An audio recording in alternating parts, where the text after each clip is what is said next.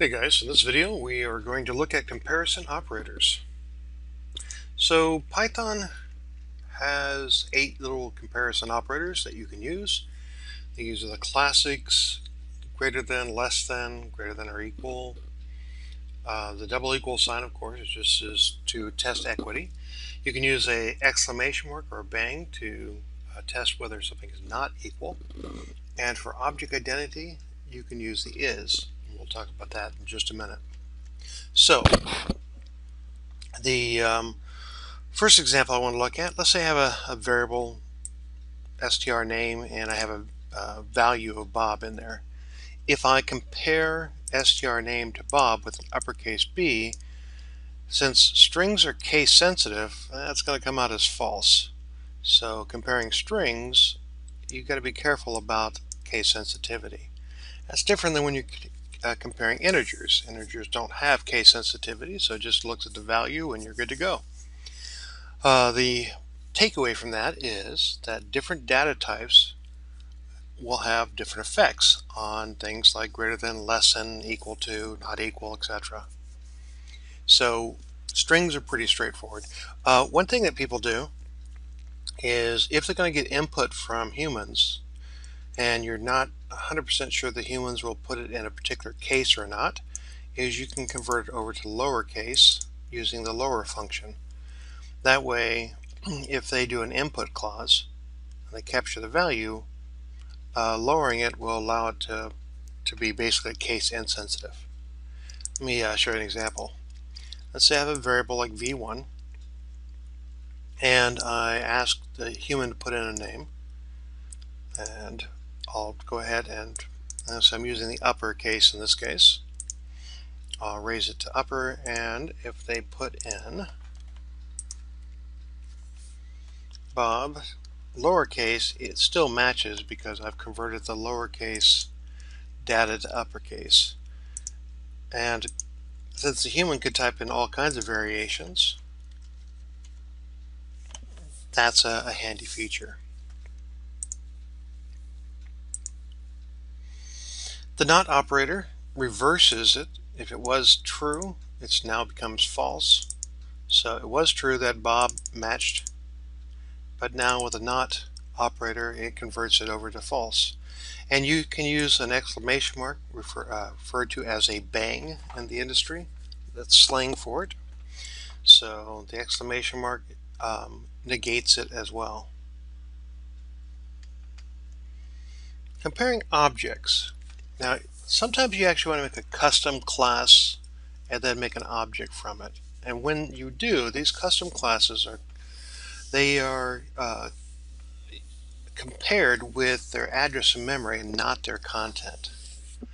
Now, a class is something we're definitely going to get into a little later on, but basically think of it this way. A class is a collection of attributes. An attribute would be like an integer value, like 1, customer ID. Say I make a customer class and I have an attribute of customer ID. The value is 1. And I have a customer name, the value, I don't know, Bob Smith. An address and a phone number, etc. All those attributes describe what a customer is.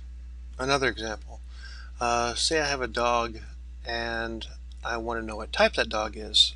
What kind of attributes would help me determine the type? The dog is short, the dog has a big head, the dog has a small nose.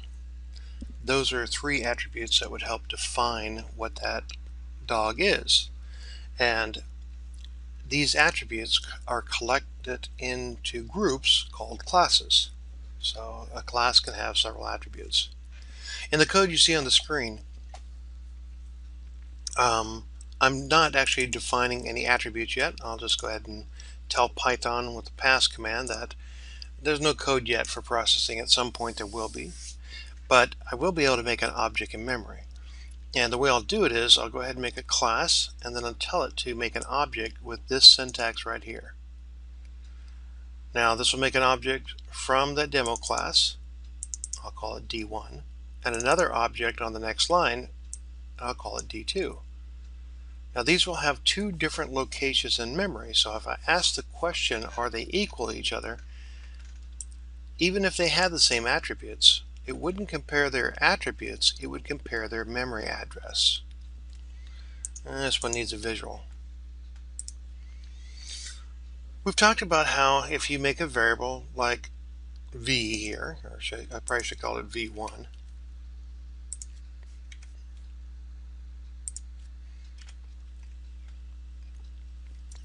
that it will go through in the Python runtime. It'll make a location where the data comes in. Let's say I type in Bob all lowercase. Later on, when I get down to the if statement, it asks for v1. It looks up v1, it looks up the address, and it goes over here and grabs the data. It then converts that data temporarily, for that one line, as Bob uppercase, and then compares whether or not Bob uppercase matches this one. It does, and so it prints out to true. So it's automatically going through and tracking things like the name of the variable, the type of the variable, and the address of the variable. And strings behave like value types, integers behave like value types, floating points behave like value types, but when you make a custom type, like my demo type, they behave a little differently. They behave like reference types, in which case they compare address and not values. So in my code earlier, oops, I guess I don't have the code here. Let me get that code real fast so we can take a look at it.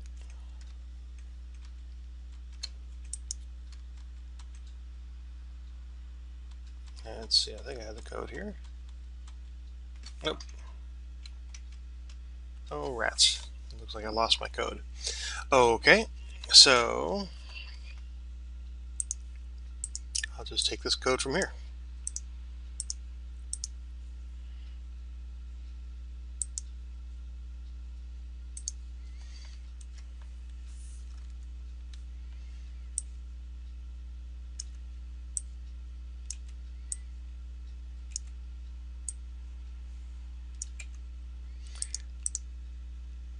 And we'll run it. We'll see that they show up as different. And let me explain that code.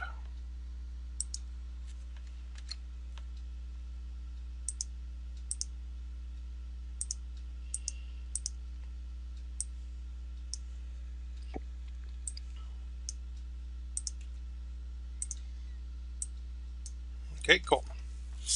So I guess I should have changed these over to v1.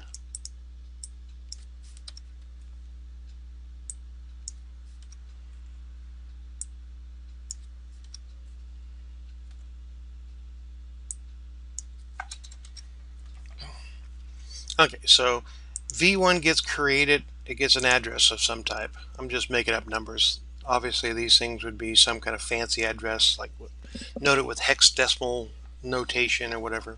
So I'm just making up some numbers. And this type is a demo type, just like a dog might be a Labrador, or it might be a English Bulldog, or it might be whatever. It's a type. And we've talked about how types have descriptors, like integer type only contains numbers. String can contain character data. It's a type.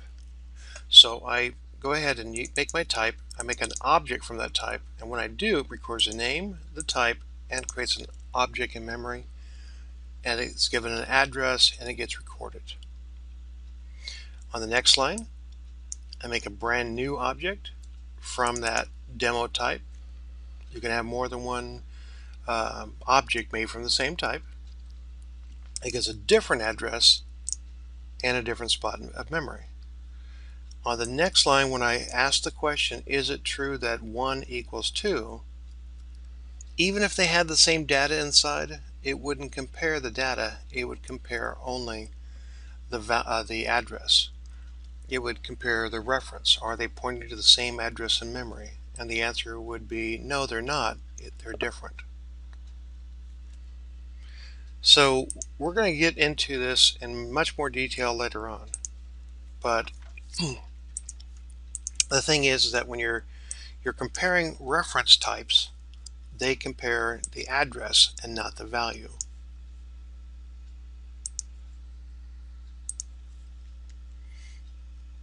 The is operator, on the other hand, actually does go through and compare the location.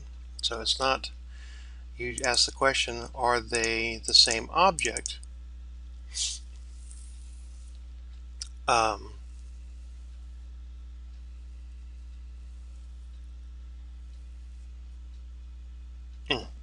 Actually, it does the same thing. What am I thinking? You can ask the question whether or not are they the same object. So it is the same as the default behavior of the double equal sign in this case. So if I come over here and I ask the question, are they the same? Is this the same as this? I'll still get different. Now at this point, you're probably wondering why we need two things for that. It will become apparent later on when we talk about how it is possible for you to go through and create code that would examine the contents of your custom class, so that when you ask the question, are they equal to each other, it would compare the content as a value type would. You would overload or change the behavior of the double equal sign. Many languages can do that. I believe we can do it in Python too, although we don't teach at that level. But we'll talk about it a little later on. Okay, so at this point it's probably confusing. The takeaway is this: if you are not sure, always test. Strings compared values, not address.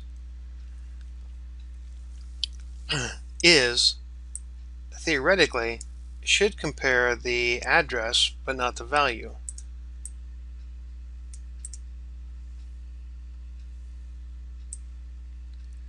Let me take this code and put it in here.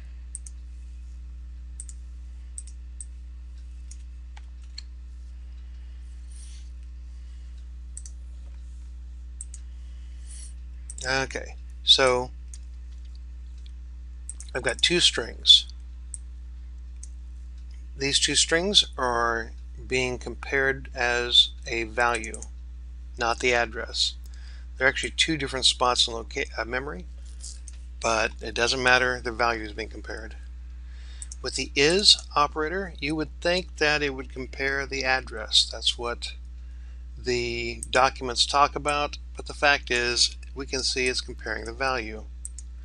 It has to do with the way it's been overloaded, so that when you're dealing with strings it behaves a certain way. You can take things and turn them into more complex items, making them reference types by putting a square bracket around them. When you do so, they become what's called a list. Lists, in this case, I'll go through and I'll look at, is it true that the string is equal to the string? Because of the behavior that's set up, it actually does compare the value and you get same. However, if I use the is operator when I'm using a list, it actually compares the address, not the value. Yeah, it's confusing, but here's what's not confusing. There are two choices. You either compare the value or you compare the address. If you've got a great memory, you memorize which one does which. If not, you just test. That's all you have to do. Just test it. And now all you need to know is that there are two ways to compare things, either by address or by value.